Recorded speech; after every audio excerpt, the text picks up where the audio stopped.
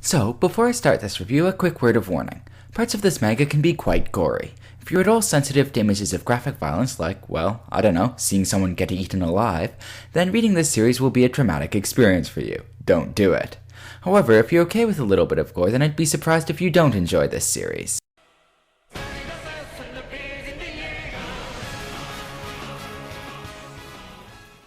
Roughly 100 years before the start of this story, almost all of mankind was wiped out by giant humanoid beings that appeared called Titans. Those that managed to survive now live in a territory surrounded by 50-meter tall walls. Most were content to live behind those walls in peace. After all, who wants to encounter a 15-meter tall monster that's in the mood for human flesh? A few, however, who were more brave, or insane, whichever you prefer, formed a branch of the military called the Scouting Legion.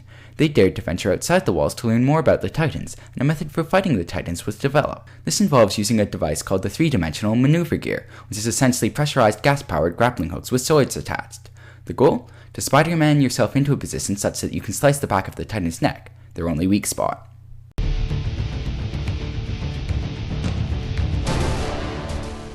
In the 100 years since the Titans first appeared, humans have become pretty contented living nice and comfy behind their walls, complacent in their belief that nothing will happen because their walls are far too tall for the largest Titan that's been seen.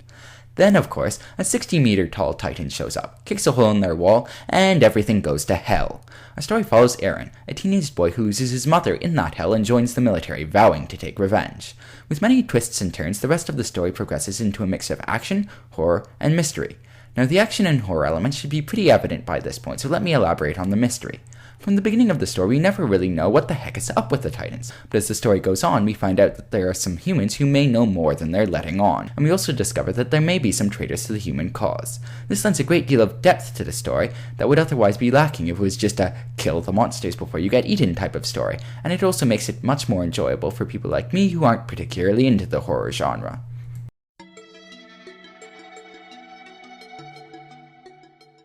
There's a lot of characters in this manga. I mean a lot, as in 50 named characters that we're introduced to. Luckily, you don't have to keep track of all of them because 50% of them die off. And no, that's not an exaggeration.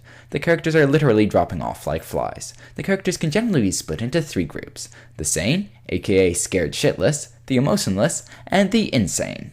Our main character Eren falls into the 3rd category. Insane. I mean, who the fuck gives a speech from the mouth of something that's trying to eat you? Other than that, though, he's pretty much your stereotypical never give up, never surrender shonen protagonist. He's not a unique character by any means, but he's likable enough. Accompanying Eren in the role of important leads, we have Misaka and Armin. Misaka was adopted as Eren's sister after her parents were killed in front of her by bandits. As a result of that traumatic event, her personality is often quite callous and emotionless. But when it comes to Eren, she softens up quite a bit and is quite protective. Misaka is also a genius when it comes to fighting and is probably one of the strongest non-Titan characters in the series. Lastly, falling into the aforementioned sane category, we have Armin. Armin is an old childhood friend of Eren's who's always wanted to get a chance to see the outside world. With the positions of crazy leader and professional badass already taken, he gets the unenviable role of the cautious planner. Unlike his 2 friends, he's barely competent at fighting, but his intelligence makes up for this, and he gets better at staring death in the face as the series goes on. Actually, just thinking about it, I feel like I've seen this trio before. Oh, right.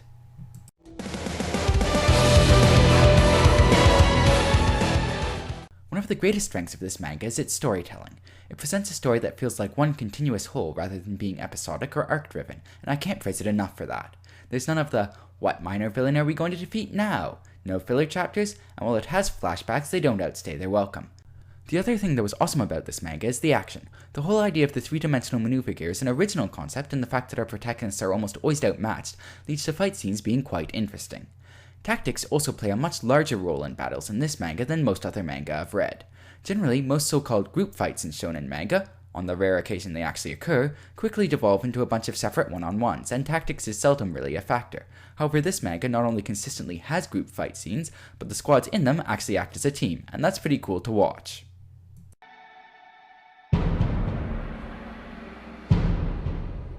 So, as I've already said, I think the biggest issue some people might have with this manga is the blood and gore, but that's part and parcel of what this manga is, so it's not really worth discussing. My main issue with Attack on Titan was the characters. It's not that they're bad, but I never really got all that attached to any of them. Most characters either die off too quickly, or just aren't given enough story time to develop them. Honestly, at this point, other than Eren and Misaka, there aren't really any characters that I'd feel sad to lose, and I think that's a lost opportunity on the part of the author. If instead of introducing 50 characters, he'd only introduced maybe 20 and then developed them better, the death scenes in this manga would have had much more of an emotional impact, as opposed to my current reaction, which is more of a, oh, what a terrible shame. Moving on.